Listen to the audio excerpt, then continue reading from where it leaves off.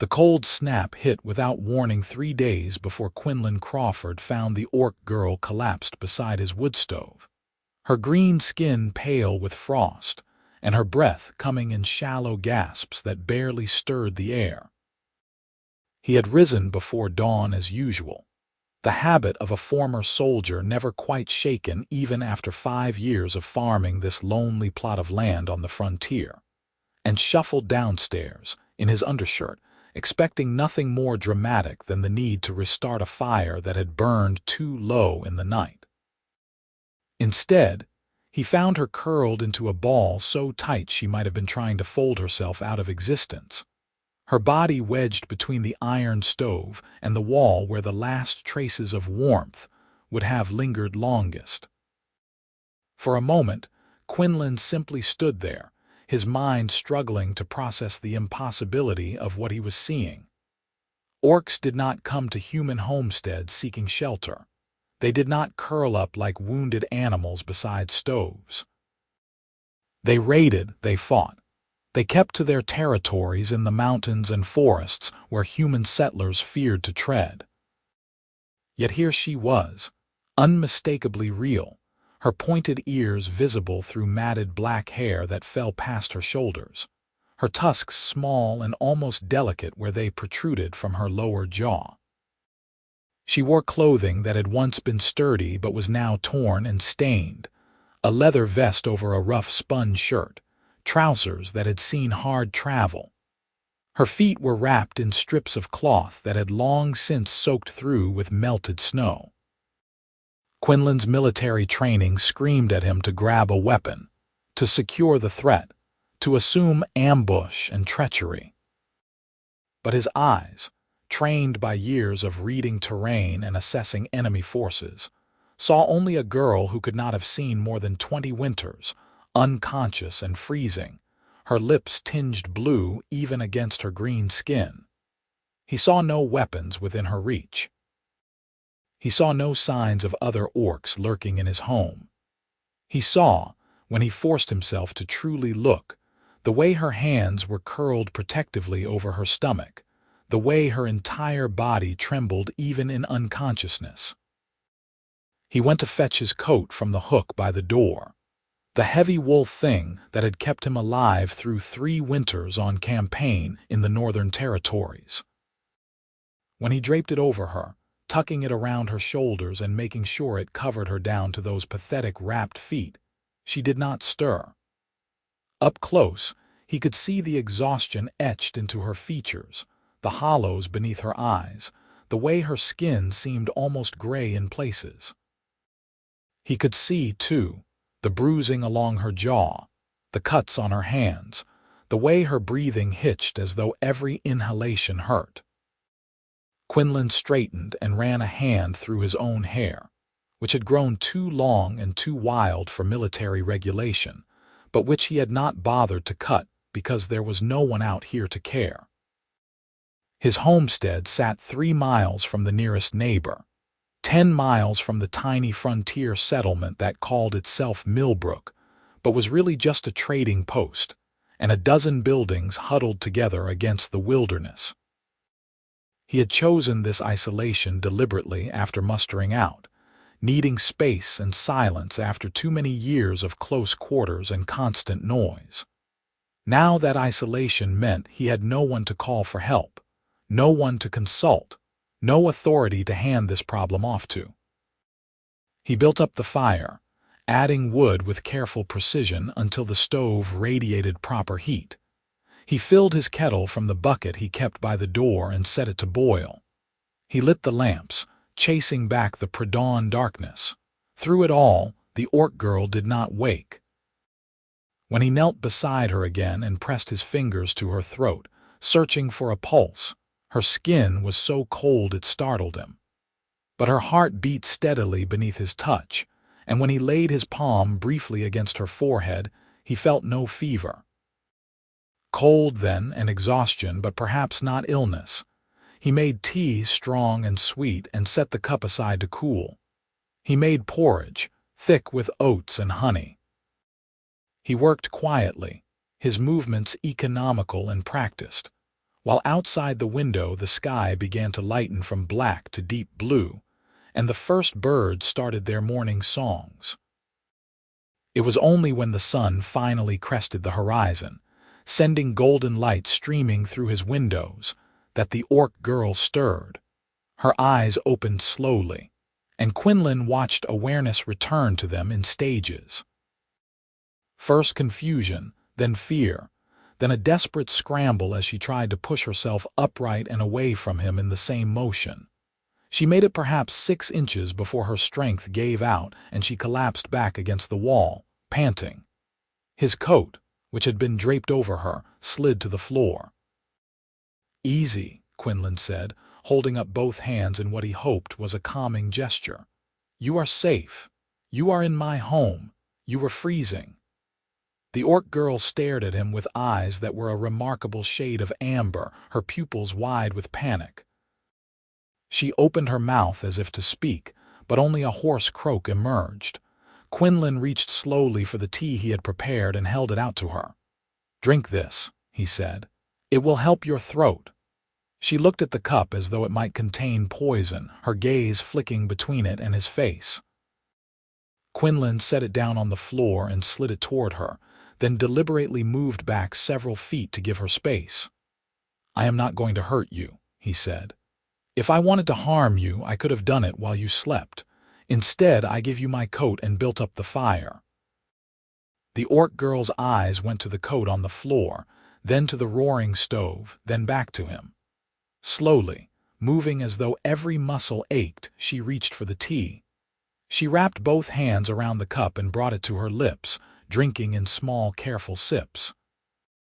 Quinlan watched her throat work as she swallowed and saw the tension in her shoulders ease fractionally as the warm liquid went down. When she lowered the cup, some of the panic had left her eyes, replaced by wariness and confusion. "Why?" she asked, and her voice was rough as gravel but unmistakably feminine. "Why would you help me?" It was a fair question. Quinlan had asked himself the same thing in the minutes between finding her and draping his coat over her shoulders. The easy answer was that he had been a soldier, and soldiers learned to assess threats, and she had clearly been no threat. The honest answer was more complicated, tangled up in things he tried not to think about too often, in memories of burning villages and civilians caught between armies, in the faces of people who had needed help he had not been authorized to give. "Because you needed it," he said finally. "Will you eat? I have porridge." The orc girl hesitated, then nodded once. Quinlan fetched the bowl and a spoon, and this time when he set it down near her, she reached for it immediately. She ate like someone who had not seen food in days, forcing herself to take slow bites but unable to hide the desperate hunger behind them. Quinlan turned away to give her some privacy and began preparing his own breakfast, cracking eggs into a pan and slicing bread from the loaf he had baked 2 days before. "What is your name?" he asked, keeping his tone casual. A long pause. Then quietly, "Asha." "Asha," Quinlan repeated, testing the shape of it. "I am Quinlan, Quinlan Crawford. This is my land about 10 miles south of Millbrook Settlement. How did you come to be beside my stove?" Another pause, longer this time. When Asha finally spoke, her words came slowly as though she was deciding how much to reveal. "I was traveling. The storm caught me. I saw your light through the trees. I only meant to shelter on your porch out of the wind, but then I saw the door was not latched properly. It swung open. I thought I would just warm myself for a moment and then leave before dawn, but I was so tired." Quinlan turned to look at her and found her watching him with those amber eyes, clearly expecting anger or accusations. "The latch has been sticking," he said. "I have been meaning to fix it." "I suppose I am fortunate you were the one to find it loose and not something with worse intentions." Asha blinked, and Quinlan saw surprise flash across her face. "You are not angry that you sought shelter from a storm?" "No." He turned back to his eggs, flipping them neatly. Where were you traveling to? He felt rather than saw her walls go back up. Away, she said simply. Quinlan let it drop. He finished cooking his breakfast and brought it to the table, a rough-hewn thing he had built himself from timber on his property. He ate while Asha finished her porridge, and silence settled between them, not quite comfortable but not hostile either. Outside, the world was waking up properly now, bright and cold and clear. Through the window, Quinlan could see his fields stretching away toward the tree line, covered in frost that glittered like diamonds. His barn stood solid and red in the distance, housing the 2 cows and 3 goats that had not seemed worth rising early to check on. They would be fine for another hour. When Asha set down her empty bowl, she made to stand, using the wall for support. Quinlan watched her struggle upright, saw the way she swayed, the way she had to lock her knees to stay vertical. "Thank you for the food and warmth," she said, her voice still rough. "I will leave now." "You can barely stand," Quinlan observed. "I will manage." "The temperature outside is well below freezing. You have no proper shoes. Where exactly do you plan to go?" Asha's jaw set stubbornly. "That is not your concern." "Perhaps not," Quinlan agreed. "But I did not pull you back from freezing only to watch you walk out into the cold and die an hour up the road. That would make the porridge rather a waste." Asha stared at him, clearly struggling with how to respond to that. Quinlan took a long drink of his own tea and met her gaze steadily. "Stay," he said. "At least until you have proper clothing for the weather, at least until you have recovered your strength. There is a loft above the barn that is dry and warm enough. You could shelter there." "Why would you offer this?" Asha asked, and her voice had gone quiet with something that might have been suspicion or might have been hope. "You are human. I am orc. You should be driving me away, not offering shelter." Quinlan considered his words carefully. "I have had my fill of hate," he said finally. "I spent 6 years in the army fighting in border wars. I have seen what hate does where it leads. I am done with it. You needed help, I gave it. It need not be more complicated than that." Asha studied him for a long moment, and Quinlan had the sense of being measured against some internal standard he could not see. Finally, she nodded once. "I will work," she said. "I will not take charity. If I stay, I work to earn my keep." "Fair enough," Quinlan said. "Can you milk a cow?" "Yes." "Then we have an agreement. You can start tomorrow after you have rested." Asha looked like she wanted to argue, but another sway of exhaustion made her reconsider. Quinlan stood and retrieved his coat from the floor, shaking it out. "Come on," he said. "I will show you the barn." He led her outside into the shocking cold of the morning, noting how she flinched at the brightness of the sun on snow. His property was modest but well maintained, the result of 5 years of steady work. The barn was weatherproof and sturdy, built to keep livestock safe through the harsh frontier winters. The loft above was accessible by a ladder and had served as his own sleeping quarters during his first summer while he was still building the house. He had left some old blankets and a mattress stuffed with straw up there, thinking vaguely that he should bring them inside but never quite getting around to it. "It is not much," he said, climbing up to check the space. "But it is dry and out of the wind. The heat from the animals rises, so it stays warmer than you would expect." Asha climbed up after him, moving carefully, and surveyed the loft with an expression Quinlan could not quite read. There was a single small window that let in light, a pile of blankets on the straw mattress, a few crates that could serve as storage. It smelled of hay and animals, not unpleasant, almost cozy in its simplicity. "This is fine," Asha said quietly. "This is more than fine. Thank you." Quinlan nodded and climbed back down, Asha following more slowly. "I will bring you some warmer clothes," he said. "They will be too large but better than what you have, and we will find something for your feet." "You do not have to do all this," Asha said, but her voice lacked conviction. "I know," Quinlan replied. "Rest. I will come check on you later." He left her there and returned to his house, where his breakfast had gone cold but was still perfectly edible. He ate it anyway, his mind turning over the morning's events. He knew the risk he was taking. If anyone from Millbrook discovered he was harboring an orc, there would be trouble. The frontier was not kind to those who crossed certain boundaries, and fraternizing with orcs was definitely beyond the pale. But Millbrook was 10 miles away, and Quinlan rarely went to town more than once a month for supplies. As long as Asha kept to the barn and his property, there was no reason anyone should discover her presence. And if they did, well, Quinlan had faced worse than angry neighbors. He would deal with it if it happened. He spent the rest of the morning doing his usual chores, feeding the animals, checking fences, splitting wood for the fire. Around midday, he heated up some soup and brought a bowl to the barn, along with an armful of clothes he had sorted through. Old trousers, shirts, a heavy sweater he had not worn in years, a pair of boots that might fit if she stuffed the toes with cloth. He climbed the ladder and found Asha curled beneath the blankets, not quite asleep but not quite awake either, hovering in that exhausted space between. She sat up when he appeared, pulling the blanket around her shoulders. "Soup," Quinlan said, holding out the bowl, "and some clothes. The boots might be workable." Asha took the soup, and Quinlan set the clothes down on one of the crates.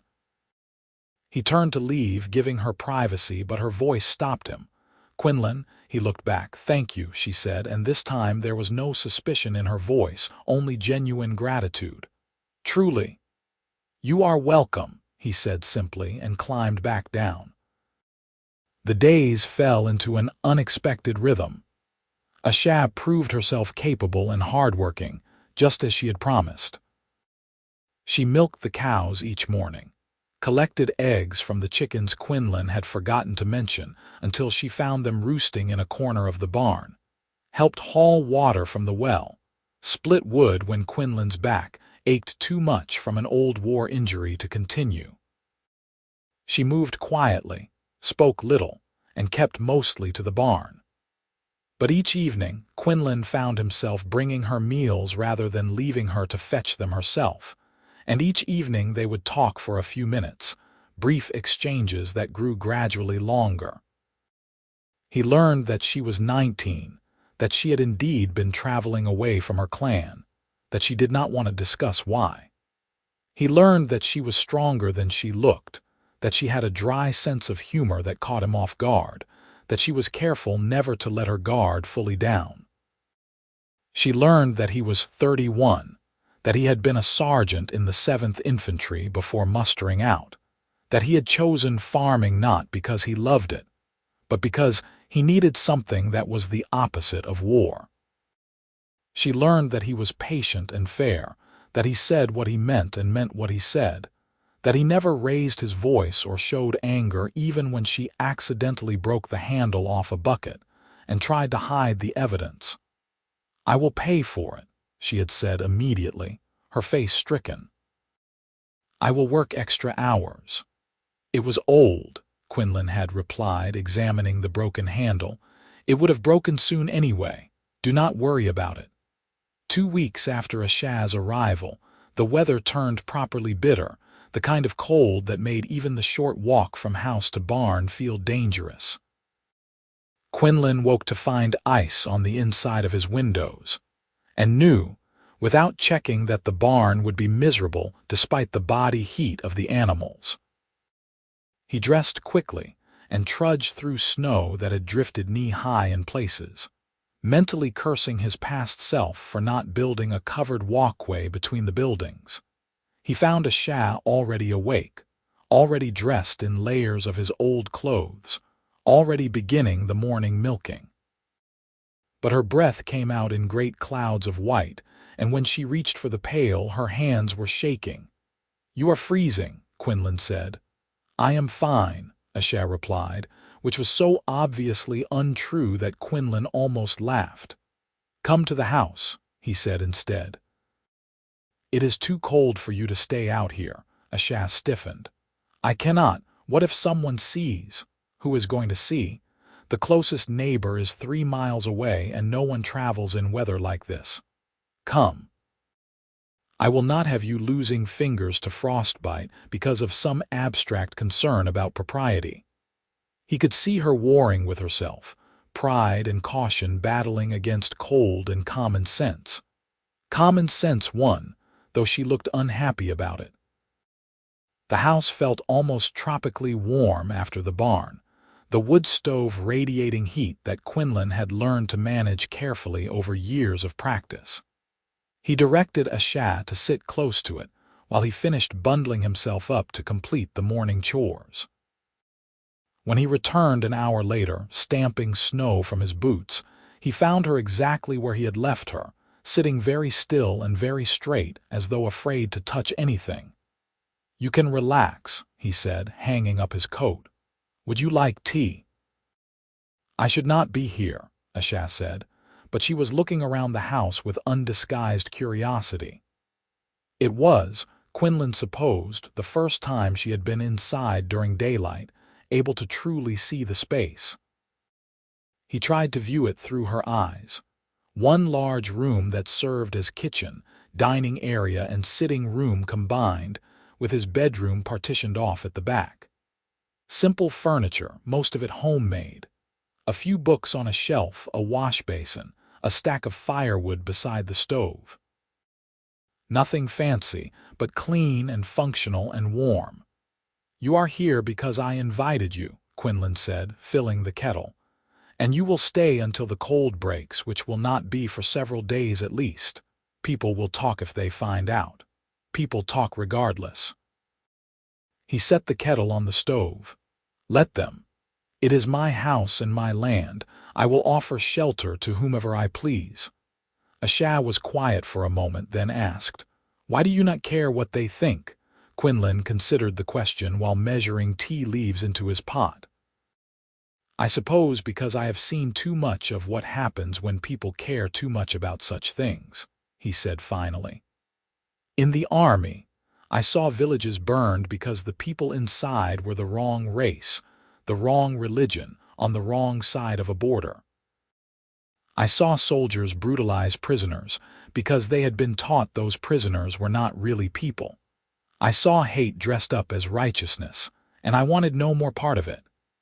He poured boiling water over the tea leaves. "So yes, you are an orc and I am human, and there are those who would say I should drive you away or worse. But you have been nothing but helpful and honest with me. You have worked hard and kept your word. Why should I care more about what you are than who you are?" When he turned around, Asha was staring at him with an expression he could not decipher. Her amber eyes were very bright, and she opened her mouth as if to speak, then closed it again. "You are not what I expected," she said at last. "What did you expect? Cruelty? Disgust? Fear?"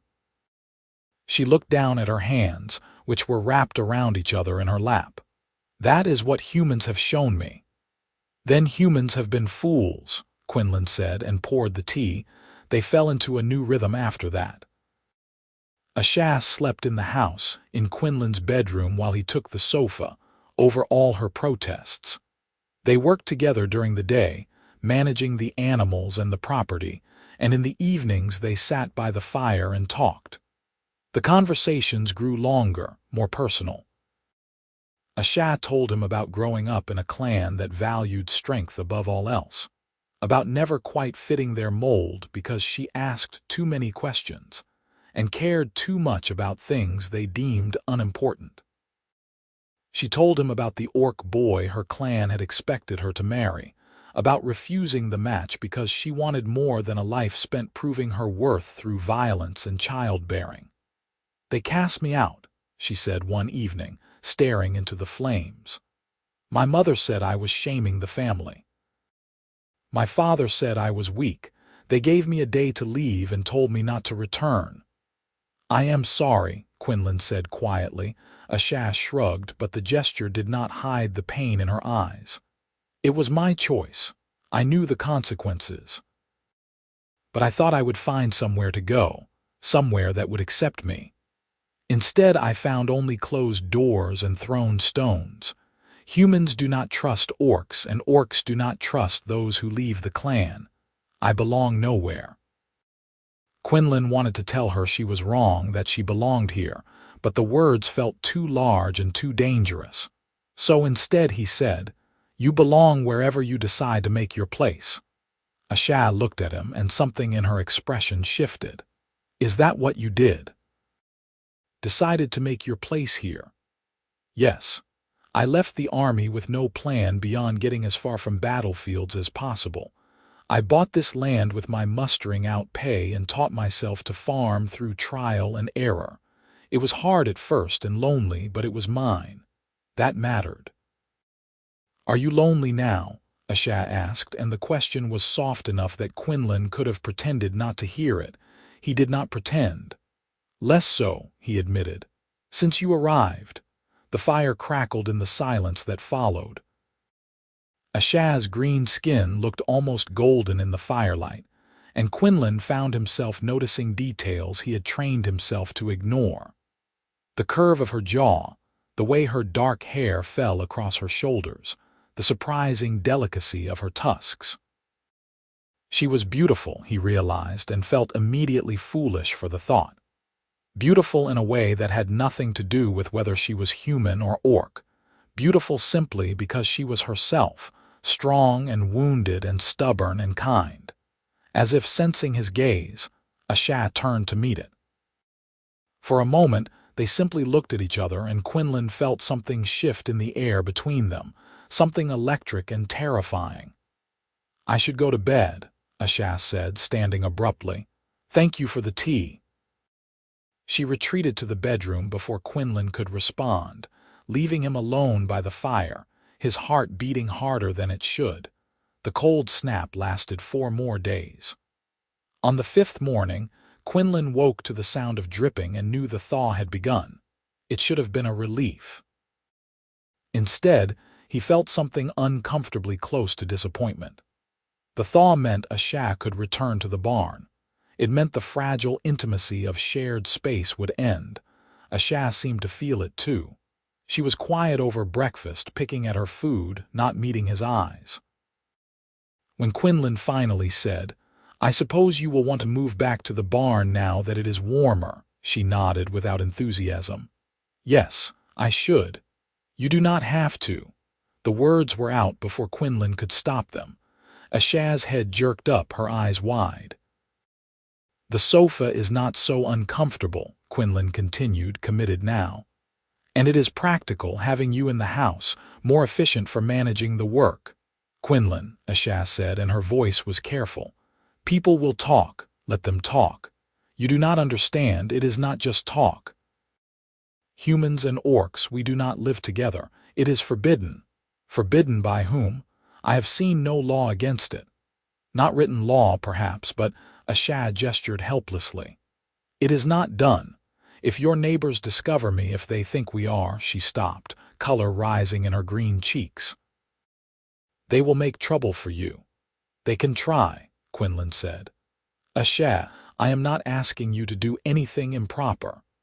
I am offering you a room because you have become my friend, and I see no reason for you to freeze in a barn when I have a perfectly good house. If you want to return to the barn, I will not stop you. But if you stay, it is because I want you here. Please do not refuse for fear of what strangers might think." Asha looked at him for a long time, and Quinlan wondered what she saw. A lonely farmer, a former soldier trying to be kind. "Something else entirely, all right," she said finally. "I will stay. But at the first sign of real trouble, I leave. I will not be the reason you lose your home or your peace." "Agreed," Quinlan said, and felt a warmth in his chest that had nothing to do with the fire. Winter wore on. The snow melted and returned, following the rhythms of late-season weather on the frontier. Quinlan and Asha fell into a partnership that felt as natural as breathing. They worked side by side, anticipating each other's needs, communicating as much through gesture and glance as through words. Asha proved to have a gift with animals.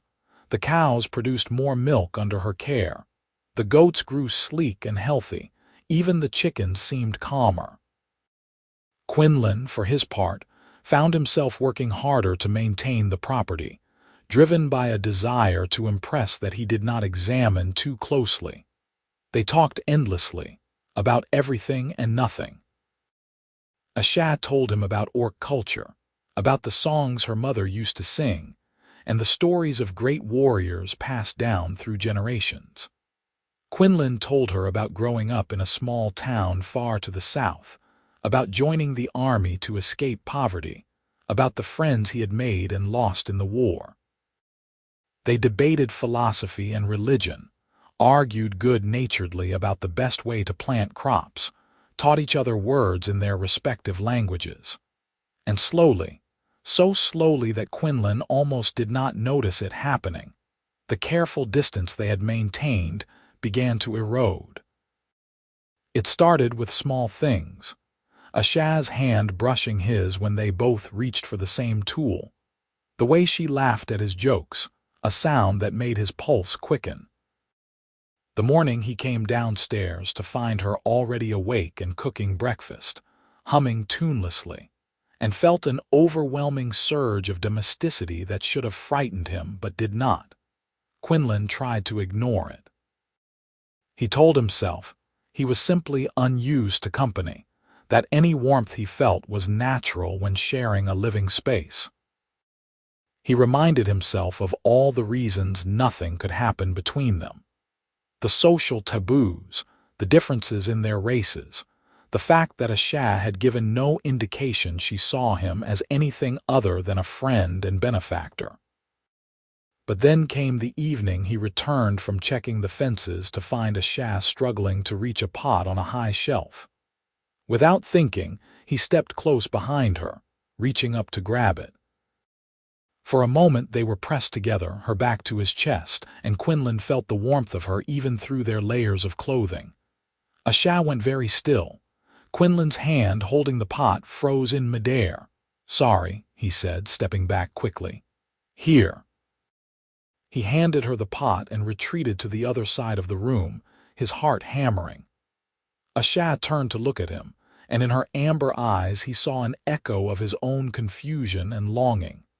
"Thank you," she said quietly, and they did not speak of it again. But something had shifted. The air between them felt charged now, heavy with words neither dared speak. Quinlan caught himself watching Asha when she was not looking, memorizing the way she moved, the sound of her voice. He saw her watching him in return, her gaze lingering before she looked quickly away.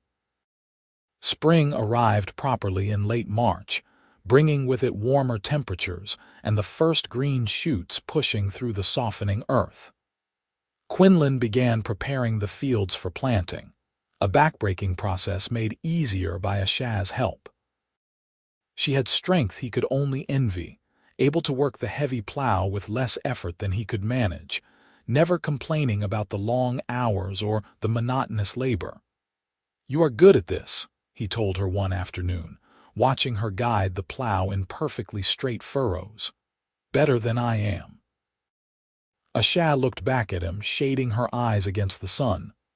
"I like it," she said simply. "Growing things, building something that lasts, it is the opposite of what my clan valued." "Do you miss them?" Quinlan asked. Asha considered the question. "I miss the idea of having a clan," she said finally. "Having a place where I am supposed to belong, but I do not miss the reality of it, the constant fighting and proving myself. I do not miss being told I am wrong for wanting something different."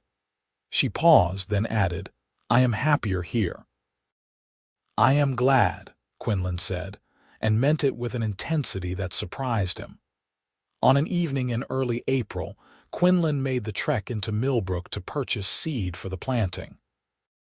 He had been putting off the trip, reluctant to leave Asha alone and unwilling to bring her with him where she might be seen.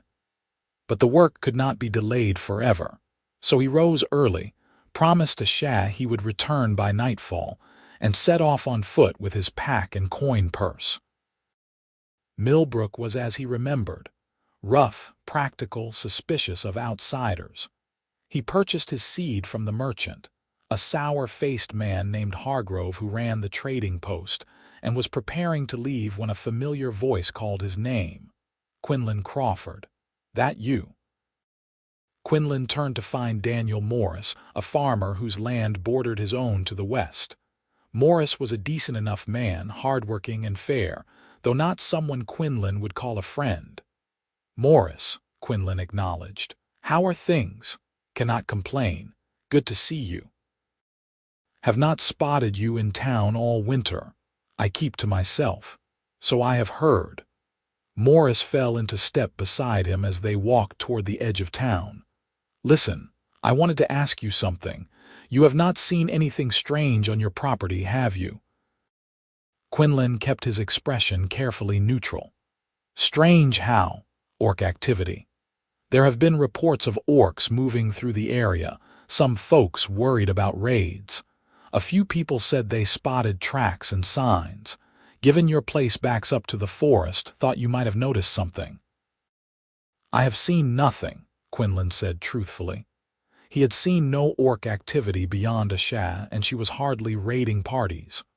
"Good, good. Just thought I would ask. These are tense times. People are on edge." They parted ways shortly after, and Quinlan continued his journey home with Morris's words echoing in his mind. He had known the prejudice against orcs was strong, had known there would be danger if Asha was discovered. But hearing it voiced so casually made it real in a way it had not been before. People were watching for orcs. People were afraid. If anyone learned about Asha, there would be trouble. He found her waiting for him when he arrived home, sitting on the porch in the fading light. She stood when she saw him, relief clear on her face. "I was beginning to worry," she said. "I am sorry, it took longer than expected." He set down his pack and studied her, noting the tension in her shoulders. "Is something wrong?" "I heard voices earlier from the direction of your neighbor's land. People. I stayed inside and out of sight, but it frightened me." Quinlan felt a surge of protectiveness so strong it almost staggered him. "You were right to hide," he said. "Listen, Asha, I need to tell you something." He recounted his conversation with Morris, watching her face grow more troubled with each word. When he finished, she was quiet for a long moment. "I should leave," she said finally, "before someone discovers me and brings trouble to your door." "No." The force of his own response surprised Quinlan as much as it clearly surprised Asha. She blinked at him. "No," he repeated more calmly. "You are not leaving because of idle fears. This is your home now, too. Quinlan, you heard what your neighbor said. People are watching for orcs. If they find me here, then I will deal with it. Asha, you have nowhere else to go." "And he stopped, struggling for words that would not reveal too much. "I do not want you to leave. Please stay. We will be careful, but please stay." Asha looked at him, and in the twilight her eyes seemed to glow. "Why does this matter so much to you?" she asked softly. "Because I have fallen in love with you," Quinlan thought, and felt the truth of it settle over him like a weight. He loved her kindness and her strength, her dry humor and her fierce loyalty, the way she hummed while cooking and swore at the goats when they were being stubborn. He loved her entirely, impossibly, hopelessly. But he could not say that. She was orc, he was human, and the world had no place for whatever this was between them. "Because you are my friend," he said instead. "And friends do not abandon each other." Something like disappointment flickered across Asha's face, there and gone so quickly Quinlan might have imagined it. "All right," she said. "I will stay, for now." They moved more carefully after that. Asha stayed close to the house and barn, never venturing out where she might be spotted from the road. Quinlan made more frequent trips to town, partly to maintain appearances and partly to keep an ear out for any talk about orcs in the area. The rumors continued, vague and unspecific but troubling nonetheless. Spring deepened into early summer. The crops Quinlan had planted began to grow, green shoots that would become wheat and barley if the weather held. The days grew longer and warmer, the nights shorter. Asha had been with him for nearly 4 months now, and Quinlan could no longer imagine the house without her. She had made it a home in ways he had never managed alone. Curtains sewn from scrap fabric, flowers in a jar on the table, the smell of bread baking, the sound of her voice singing while she worked. He knew he was in dangerous territory. Knew he was letting himself want things that could not be. But he seemed powerless to stop himself from falling deeper with every passing day. The breaking point came on a hot afternoon in June. Quinlan was in the barn, repairing a broken stall door, when he heard raised voices from outside. He dropped his tools and ran toward the house, arriving to find 3 men on horseback in his yard, and Asha backed against the wall, her eyes wide with fear. "What is going on here?" Quinlan demanded, positioning himself between Asha and the men. One of them, a burly man with a thick beard, spat on the ground. "We could ask you the same, Crawford. That is an orc you are harboring." Quinlan recognized him now. Tom Baker, who owned land to the north and had a reputation as a hothead. The other 2 men he knew by sight but not name, both locals from Millbrook. "She is my worker," Quinlan said evenly. "And this is my property. I will thank you to leave." "Your worker," Baker laughed, an ugly sound. "You expect us to believe you hired an orc?" "More likely she is casing the area for raids. Or maybe you have other reasons for keeping her around, eh?" The insinuation in his tone made Quinlan's hands curl into fists. "Watch your mouth, Baker. Or what? You will defend your pet orc's honor." Baker leaned forward in his saddle. "There have been complaints, Crawford. People are nervous about orc activity, and here you are with one living on your land. That makes you either a fool or a traitor." "I am neither. Asha has been here since winter. If she were planning raids, do you not think they would have happened by now?" "She is no threat." "So you admit it," one of the other men said. "You have been hiding her since winter." "I have not been hiding anything. I simply do not feel the need to report on my own affairs to nosy neighbors." Baker's expression darkened. "You are playing a dangerous game, Crawford. The law may not forbid keeping company with orcs, but there are other laws. Aiding and abetting enemies, for instance. Asha is no one's enemy. She is an orc. That makes her everyone's enemy." Quinlan felt Asha move behind him, felt her hand grip his arm briefly before releasing. "Please," she said, her voice steady despite her fear. "Do not fight over me. I will leave. There is no need for trouble." "You are not leaving," Quinlan said without looking back at her. "How touching," Baker said. "You would risk everything for this creature." "Her name is Asha, and she is worth 10 of you. Now get off my land before I make you leave." Baker's hand moved to the rifle holstered on his saddle. "That sounds like a threat, Crawford." "It is a promise." For a long, tense moment, no one moved. Quinlan was acutely aware that he was unarmed, that Baker and his companions all carried weapons, that this could turn violent very quickly. But he also knew that Baker was a bully, and bullies often back down when confronted with real resistance. Finally, Baker sneered and jerked his horse's reins. "You have not heard the last of this, Crawford. People will know what you are doing here. Do not be surprised when there are consequences." He wheeled his horse around and rode off, the other 2 men following. Quinlan watched them disappear down the road before turning to Asha, who was trembling. "Are you hurt?" he asked. "No, I was in the garden when they arrived. They saw me before I could hide." Her voice was shaking now too. "Quinlan, I am so sorry I have brought this trouble to you."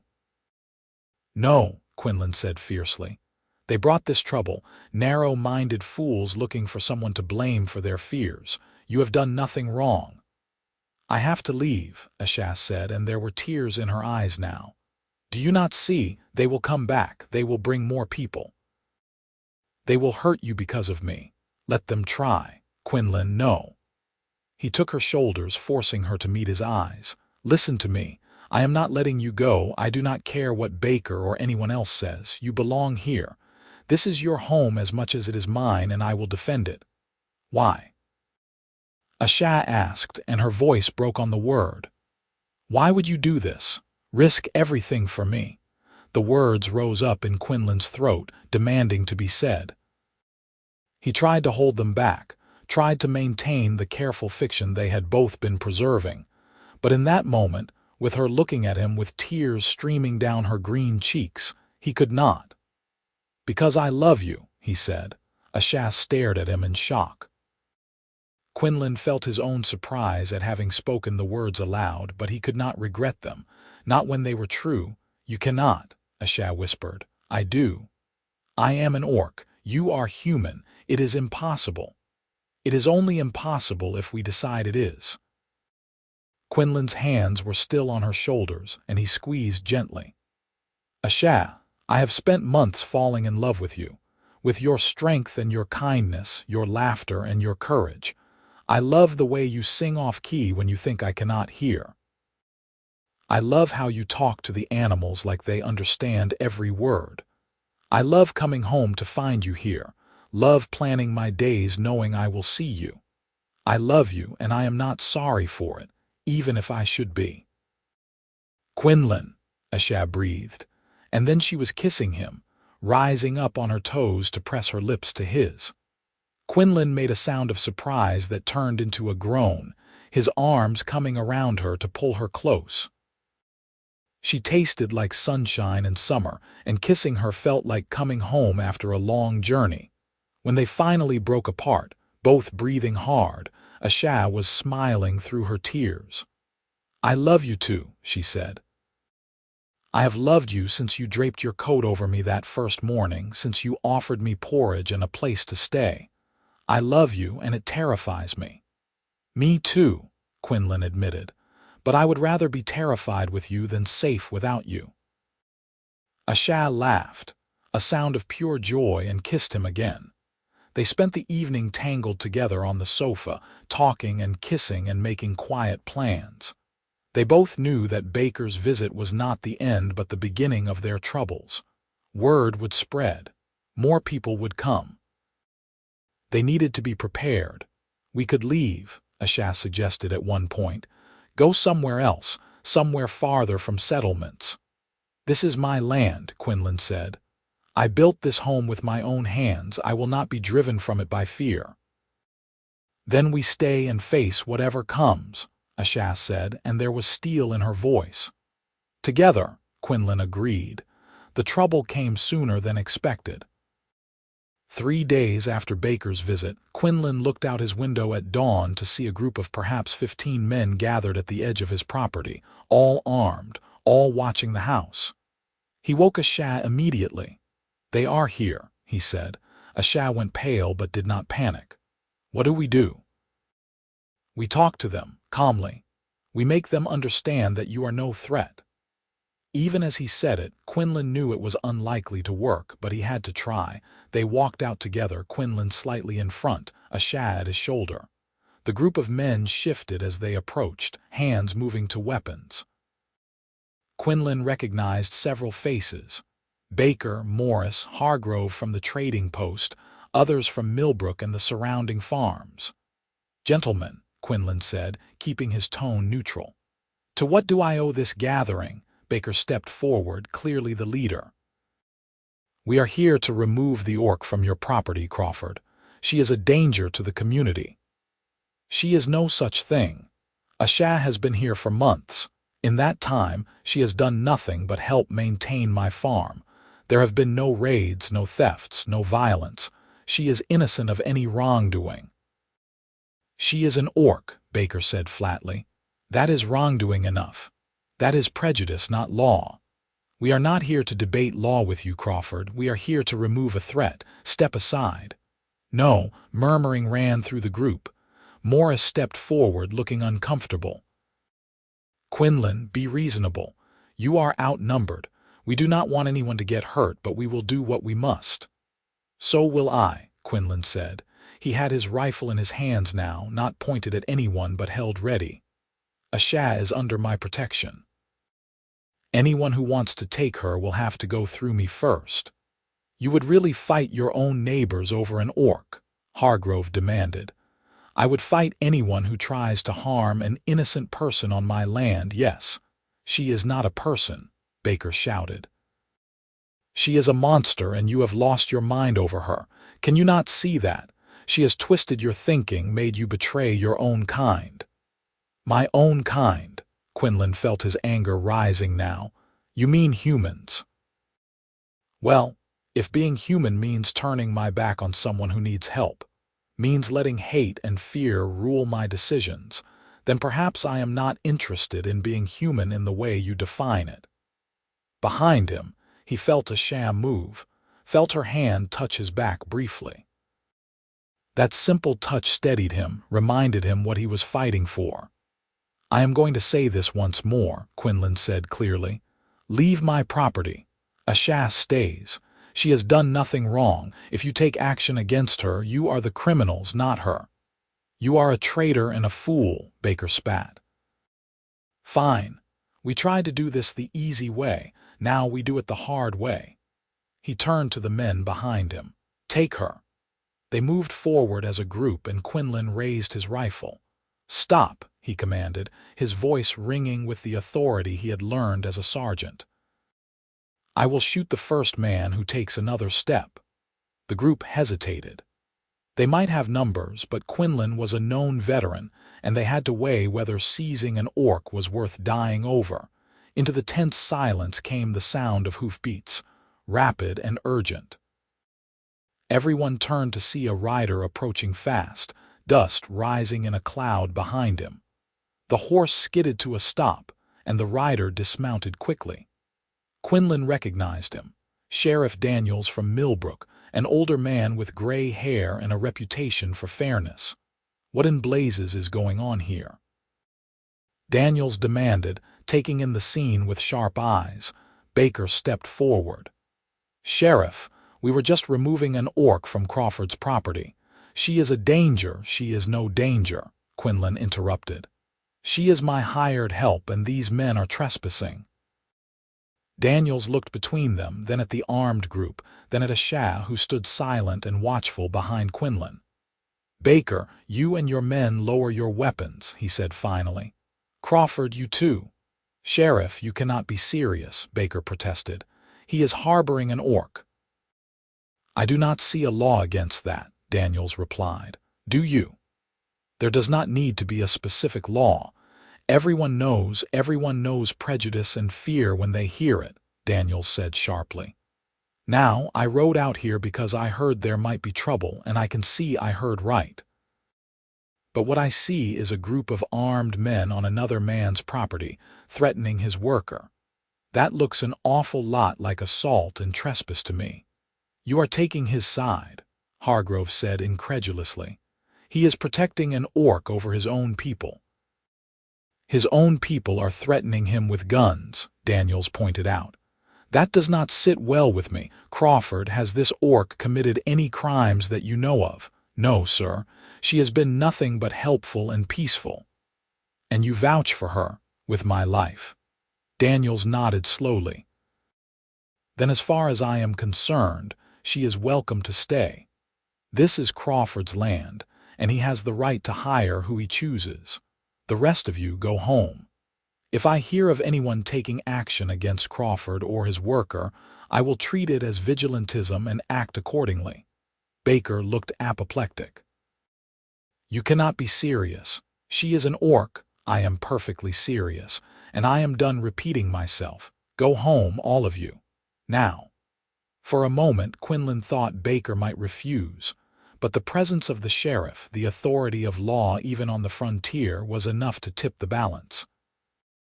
Grudgingly, muttering among themselves, the group began to disperse. Baker fixed Quinlan with a hate-filled glare.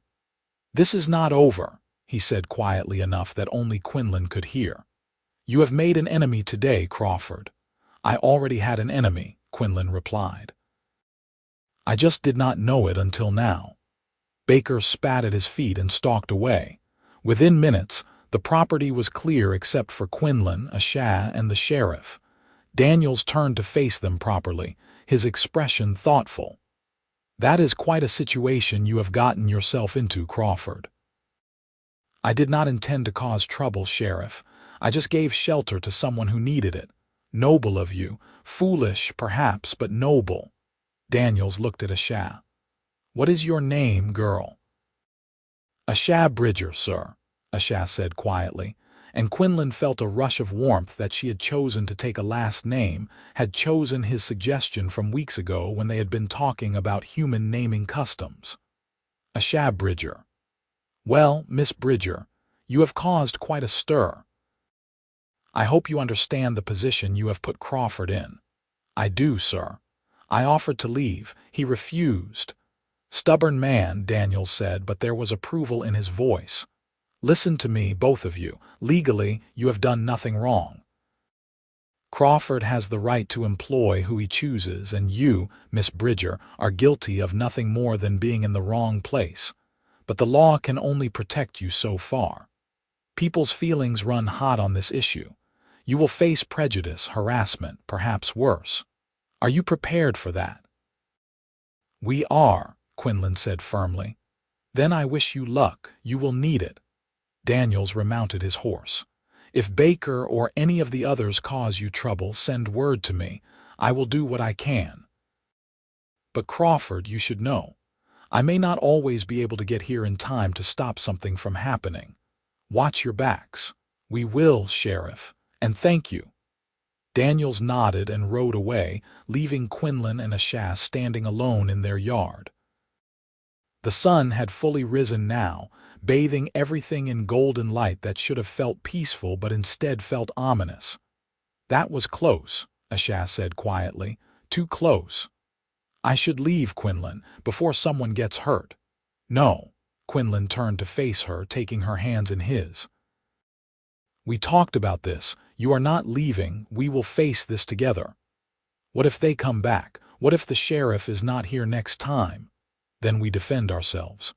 Asha, I meant what I said before. I love you. That means I protect you no matter the cost." Asha's eyes were bright with unshed tears. "And I love you. That is why I cannot bear the thought of you being hurt because of me."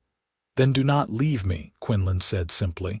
"Stay, fight with me. That is all I ask." Asha studied his face for a long moment, then nodded. "All right, I stay. But we need a plan. We cannot just wait for them to attack again." Quinlan was surprised into a laugh. "You are right. Come on. Let us go inside and think this through." They spent the morning strategizing. Quinlan checked his weapons, cleaned his rifle, made sure his ammunition was sufficient. Asha revealed that she had more combat training than she had let on, that orc clans taught their children to fight from a young age. Together, they worked out defensive positions, escape routes, signals they could use to warn each other of danger. It felt surreal. Planning for battle on land Quinlan had bought to escape from war, but he refused to feel regret. Asha was worth fighting for. Over the following weeks, they lived in a state of heightened watchfulness. Quinlan made trips to town less frequently, unwilling to leave Asha alone for long. When he did go, he heard the whispers, saw the hostile looks, felt the cold shoulder from people who had previously been cordial if not friendly. His presence was tolerated, but barely. Morris stopped by one afternoon, alone and clearly uncomfortable. "I wanted to apologize," he said, standing awkwardly in Quinlan's doorway. "For the other day, I should not have been part of that group." "But you were," Quinlan said evenly. "I was, and I was wrong. I let fear guide me when I should have used judgment." Morris glanced past Quinlan toward where Asha was visible through the window, working in the garden. She really has been here all winter. Yes, and there has been no trouble, none that she caused. Morris nodded slowly. I believe you. For what it is worth, not everyone in Millbrook agrees with Baker. Some of us think you have the right to make your own choices. Thank you, Quinlan said, surprised. That means more than you know. After Morris left, Asha came to stand beside Quinlan. Do you think he meant it? She asked. I think so. Morris is a decent man, just cautious. Maybe he will spread the word, convince others that we are not a threat. Maybe, Asha said, but she sounded doubtful. Summer deepened into its full heat. The crops grew tall and green, promising a good harvest if all went well. Quinlan and Asha worked the land together, falling into rhythms that felt timeless and right. In the evenings, they sat on the porch and watched the sun set over the fields, hands intertwined, planning a future that felt both impossible and inevitable. What do you think life will be like in a year? Asha asked one night. I think we will be here together, harvesting our second crop, Quinlan said. I think maybe a few more people will have realized that orcs and humans can coexist peacefully. I think we will be happy. I hope you are right, Asha said softly. Do you doubt it? I doubt that the world will change its mind about us so easily, but I do not doubt us. Whatever happens, I know we will face it together. Quinlan brought her hand to his lips and kissed her knuckles. Together, he agreed. The second confrontation came in August, during the height of harvest season. Quinlan was in the fields, cutting wheat, when he heard Asha scream. He dropped his scythe and ran, heart pounding, fear clawing at his throat. He found her in the barn, backed into a corner by two men he did not recognize. They had clubs in their hands and ugly expressions on their faces.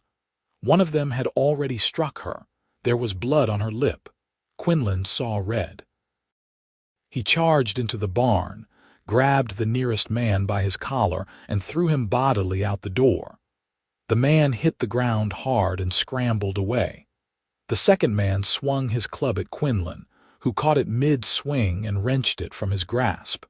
He pointed it at the man's face. Get off my land, he said, his voice deadly quiet.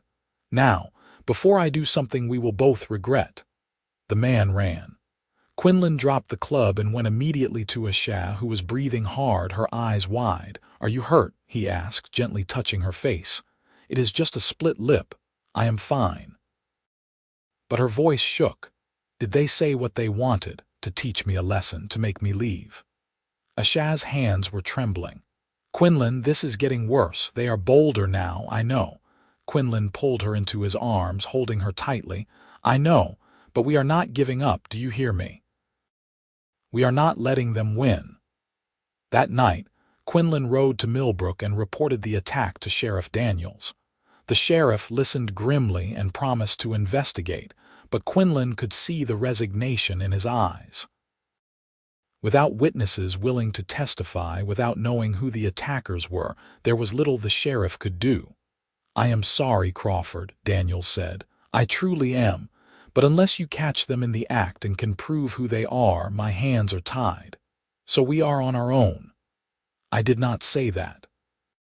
I am on your side, but the law can only do so much against people who refuse to follow it.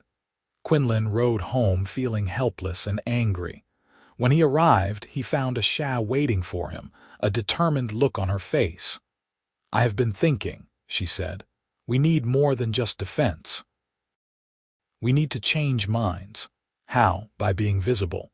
By showing people that we are not a threat. What if we went to town together, showed them that we are just two people trying to live our lives? Quinlan stared at her. That is incredibly dangerous, I know, but hiding is not working either. They will always see me as a monster if I never give them a chance to see me as anything else.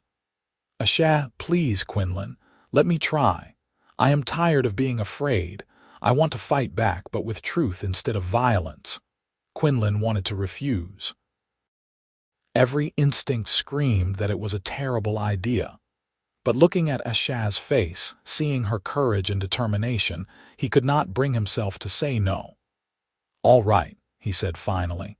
"We will try it your way, but at the first sign of real danger we leave." "Agreed, agreed." They rode into Millbrook the following Saturday, sitting side by side on Quinlan's wagon. Quinlan had his rifle within easy reach, though he hoped he would not need it. Asha wore her best clothes, her hair neatly braided, her face composed despite the fear he knew she must be feeling. The reaction was immediate. People stopped in their tracks to stare. Conversations died mid-sentence. Children pointed and were quickly hushed by their parents. Quinlan kept his eyes forward, his jaw set, his hand reassuringly on Asha's knee. They stopped at the trading post. Hargrove looked up from behind his counter, his expression souring immediately. "Crawford, I cannot serve you if you bring her inside." "Then you will lose my business," Quinlan said calmly. "I need supplies, Hargrove. Nails, flour, sugar. Will you sell them to me or not?" Hargrove glanced at Asha, then at the other customers in the store who were watching with undisguised curiosity. "I will sell to you," he said finally, "but she waits outside." "No," Asha said clearly. "I go where Quinlan goes, we are together." The silence that followed was profound. Quinlan felt every eye in the store on them, felt the weight of judgment and hostility. But he also saw curiosity there, saw people trying to reconcile the monster they had been taught to fear with the young woman standing calmly in front of them. Hargrove looked ready to explode. But before he could speak, a voice came from the back of the store. "Let them shop, Hargrove. Their money is as good as anyone's." Quinlan turned to see an older woman step forward. He recognized her vaguely. Mrs. Fletcher, a widow who ran a boarding house in town. She had a reputation for being kind but no nonsense. "Mrs. Fletcher, you cannot be serious," Hargrove protested. "I am perfectly serious. That young woman has been living peacefully on Crawford's land for months. If she were going to cause trouble, she would have done it by now. Let them shop." Hargrove looked torn, but Mrs. Fletcher was a prominent member of the community and her opinion carried weight. Finally, he nodded grudgingly. "Fine. But if anything goes missing, it is on you, Crawford." "Nothing will go missing," Quinlan said. "Asha has more honor than most humans I have met." They made their purchases in tense silence, Asha moving carefully through the store, touching nothing unnecessarily, acutely aware of every watching eye. When they finished and paid, Mrs. Fletcher followed them outside. "That took courage," she said to Asha. "Both of you." "Thank you for speaking up," Asha replied quietly. "I lost my husband to war 20 years ago," Mrs. Fletcher said. "He died fighting orcs on the northern border. For years, I hated every orc alive, but time taught me that hate only poisons the hater. And watching you in there, calm and polite despite how you were being treated, made me realize you are not my enemy. You are just a young woman trying to survive in a world that wants to destroy her for being different." Tears welled in Asha's eyes. "Thank you," she whispered. "You cannot know how much that means." "Maybe I can," Mrs. Fletcher said. "Good luck to you both. You will need it." They drove home in silence, processing what had happened. It had not been a complete success, but it had not been a disaster either. They had planted a seed of doubt, made a few people question their assumptions. It was a start. Over the following weeks, they made more trips to town, always together, always visible. The reactions were mixed. Some people were hostile, others simply uncomfortable, but a few, like Mrs. Fletcher, showed cautious acceptance. Slowly, incrementally, the tide began to shift. Morris started stopping by regularly, often bringing his wife, a cheerful woman named Sarah who took an immediate liking to Asha. They shared gardening tips and recipes, normal domestic conversations that made Asha beam with happiness. "I never thought I would have a human friend," she confided to Quinlan one night. "You have more than one now," Quinlan pointed out. "Mrs. Fletcher asks after you every time I see her. And the shopkeeper's daughter smiled at you yesterday." "It is not enough to erase the hate, but it is something," Asha said. "It gives me hope." But not everyone was willing to change. Baker and his supporters remained vocally opposed to Asha's presence. There were incidents. Rocks thrown at the house one night, crops trampled, a fire started in the field that Quinlan and Asha barely managed to put out. Each time they reported it to Sheriff Daniels, and each time there was little he could do without evidence.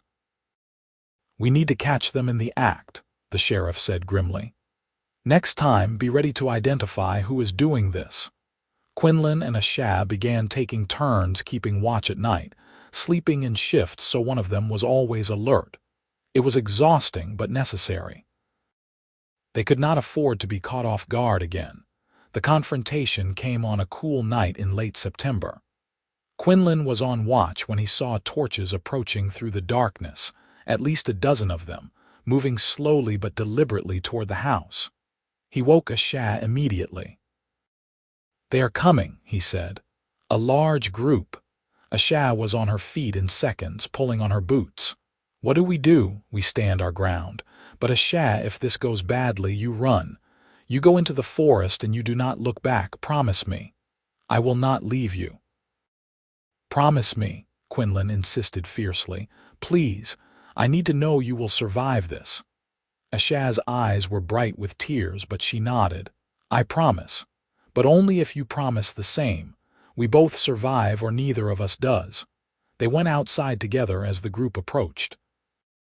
In the torchlight, Quinlan could see perhaps 20 men, all armed. Baker was at their head, his face twisted with hate. "Your time is up, Crawford," Baker called. "We are done asking nicely. The orc leaves tonight one way or another." "You will have to kill me first," Quinlan said, raising his rifle. "That can be arranged." But before anyone could move, there was the sound of more horses, and Sheriff Daniels rode into the yard, followed by a half-dozen deputized men. Relief flooded through Quinlan. "That is far enough, Baker," Daniels said sharply. "You and your men are trespassing and threatening violence. Stand down." "You do not have the authority to stop us, Sheriff," Baker said, but he sounded less certain now. "I have the authority to arrest every one of you for assault and arson if you take one more step, and I have witnesses." Daniels gestured to his deputies. "Turn around and go home, now, before this becomes something you cannot take back." For a long, tense moment, the two groups faced each other. Then slowly, Baker lowered his torch. "This is not over," he said, echoing his earlier threat, but his voice lacked conviction now. "Yes, it is," Daniels said firmly. "You have lost, Baker. Crawford has broken no laws. Asha Bridger has committed no crimes. You have no legal or moral grounds to take action against them, and I will arrest anyone who tries. That is a promise." Baker looked around at his supporters, saw doubt and unease on many faces, and seemed to deflate. Without another word, he turned and walked away. His men followed, one by one, until the property was empty except for Quinlan, Asha, the sheriff, and his deputies. Daniels dismounted and approached them. "That should be the end of it," he said. "Baker knows he has pushed as far as he can. If he causes more trouble, I will lock him up." "Thank you, Sheriff," Quinlan said, his voice hoarse with relief. "You saved our lives tonight." "Just doing my job, but Crawford, I want you to know, you have support in this town. Maybe not a majority, not yet, but enough. People are starting to see that you and Miss Bridger are not the threat Baker made you out to be. Keep doing what you are doing. Keep being visible, being decent. You are changing minds." After the sheriff left, Quinlan and Asha stood alone in their yard, holding each other tightly. The night was silent now, peaceful, the stars bright overhead. "It is really over?" Asha asked. "I think so," Quinlan said. "I think we won." Asha pulled back to look at him, her face radiant in the moonlight. "We did it. We actually did it." "We did," Quinlan agreed and kissed her deeply. The rest of the autumn passed quietly. The harvest came in well, yielding enough to see them through the winter with plenty to spare. Quinlan and Asha continued their trips to town, and each time the reception was a little warmer. More people were willing to speak to Asha, to acknowledge her as a person rather than a monster. Mrs. Fletcher invited them to Sunday dinner, a gesture that felt monumental. Morris and Sarah became regular visitors, their friendship deepening into genuine affection. There were still those who disapproved, who would always see Asha as other and unwelcome. But they were in the minority now, and their objections carried less weight with each passing week. On a crisp morning in late November, almost exactly a year since Quinlan had found Asha beside his stove, he woke with a sense of purpose. He lay still for a moment, listening to Asha's breathing beside him, feeling the warmth of her body against his. They had shared a bed for months now, had built a life together that felt complete and right. But there was something missing, something he wanted to make official. He waited until after breakfast, until they were sitting on the porch together watching the fields before he spoke. "Asha, I need to ask you something." She turned to him, curious. "What is it?"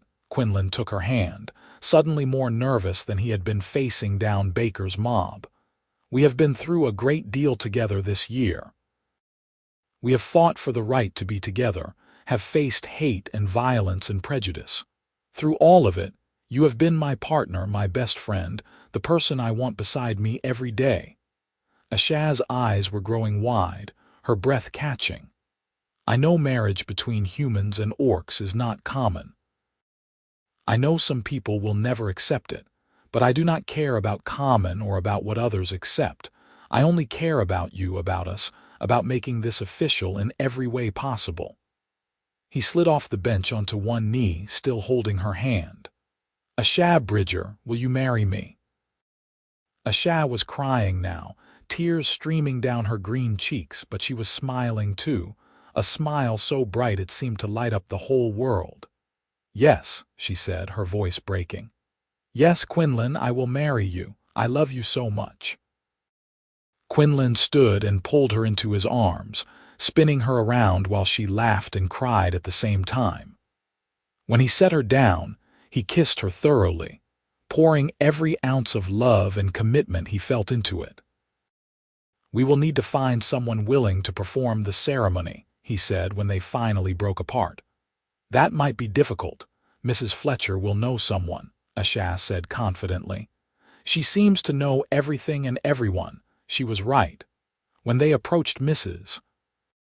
Fletcher with their news, the older woman beamed and immediately suggested the town's minister, a young man named Reverend Thomas, who had recently arrived from the East and had more progressive views than his predecessors. Reverend Thomas agreed without hesitation. "Love is love," he said simply. "If you have found it across the boundaries that divide us, then that is something to be celebrated, not condemned. I would be honored to marry you." They set the date for mid-December, giving them time to prepare. Word spread through Millbrook and the surrounding farms, and to Quinlan's surprise, most of the reactions were positive. People seemed genuinely happy for them, curious to witness this unprecedented union. Baker and his hardcore supporters stayed silent, which Quinlan took as a victory in itself. The day of the wedding was cold but clear, the sky a brilliant blue. They held the ceremony at Mrs. Fletcher's boarding house, which had the largest common room in town. Chairs were set up in rows, and people filed in until the space was nearly full. Quinlan, standing at the front in his best clothes, felt his throat tighten as he looked out at the gathered crowd. He saw Morris and Sarah in the front row, saw Mrs. Fletcher dabbing at her eyes with a handkerchief, saw Sheriff Daniels standing in the back with an approving nod. There were easily 40 people present, come to witness their marriage. Then Asha appeared at the back of the room and everything else fell away. She wore a dress that Mrs. Fletcher and Sarah had helped her make, simple but beautiful, a deep green that complemented her skin. Her hair was loose around her shoulders and she wore flowers woven into it. She looked radiant, ethereal, perfect. She walked down the aisle alone, her head held high, her eyes locked on Quinlan's. When she reached him, he took her hands in his, and Reverend Thomas began the ceremony. The words were traditional, speaking of love and commitment, of honor and partnership. Quinlan barely heard them, too focused on Asha's face, on the tears of joy in her eyes, on the way her hands trembled in his. When it came time for vows, Quinlan spoke from his heart. Asha, you came into my life when I least expected it, and you changed everything. You showed me that love is not bound by race or species, that courage means standing up for what is right even when the world tells you you are wrong. You are my partner, my friend, my love. I promise to stand beside you through whatever comes, to protect you and honor you, to build a life with you that is worthy of the sacrifices we have both made. I love you, and I will love you until my last breath. Asha was crying openly now. Quinlan, you saved my life that first morning, but you did more than that. You gave me hope when I had none, showed me kindness when I expected only cruelty, fought for me when the world wanted to tear us apart. You are the best man I have ever known, and I am honored to be your wife. I promise to work beside you, to support you, to love you with everything I am. Whatever comes, we face it together, always. Reverend Thomas smiled. By the power vested in me, I pronounce you husband and wife. Quinlan, you may kiss your bride. Quinlan did not need to be told twice. He pulled Asha close and kissed her, and the room erupted in applause and cheers.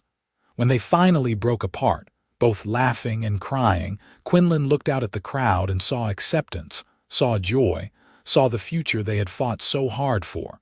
The celebration afterward was boisterous and warm. Mrs. Fletcher had prepared food and someone produced a fiddle, and there was dancing and laughter that lasted well into the evening. Quinlan danced with Asha, held her close, and whispered in her ear, "We did it. We really did it." "We did," Asha agreed, "and this is only the beginning." They spent the winter happily, working the land, planning for the spring planting, living the quiet domestic life they had both craved. Asha continued to win over skeptics through simple persistence and kindness. By the time spring arrived, she was a fully accepted member of the community, invited to social gatherings, consulted for advice, treated as just another neighbor rather than as an oddity to be feared. Quinlan watched her bloom in this acceptance, saw her confidence grow, her smiles come more easily. She had found the place she belonged, just as he had. On a warm evening in May, they sat on their porch, watching the sun set over fields that were already showing the promise of another good harvest. Asha's hand rested on her stomach, and there was a secret smile on her lips. "Quinlan," she said softly, "I have something to tell you." He looked at her, noting the particular quality of her happiness, and felt his heart skip. "You are pregnant," he said. "I am." She took his hand and placed it over her belly. "We are going to have a baby." Quinlan felt tears prick his eyes. A baby. Their baby. A living symbol of everything they had overcome, of the love that had conquered prejudice and hate. "I cannot believe it," he whispered. "Believe it," Asha said, laughing. "In about 6 months you are going to be a father." Quinlan pulled her into his arms, holding her carefully, reverently. "I love you," he said. "I love you so much. I love you too." They sat together as the stars came out, talking quietly about the future, about names and nurseries and all the joy and terror of impending parenthood. The past year had been hard, full of struggle and pain. But it had brought them here, to this moment, to this perfect happiness. And Quinlan knew with absolute certainty that every moment of struggle had been worth it. He had woken one cold morning to find an orc girl beside his stove, and in that simple act of draping his coat over her, had set in motion a chain of events that had changed both their lives forever. He had gained a partner, a wife, a family. He had learned that love was stronger than hate, that courage meant standing up for what was right even when it was hard, that the best things in life often came from the most unexpected places. As the night deepened around them, Quinlan held Asha close and felt complete. This was home. This was family. This was love. And it was everything he had ever needed.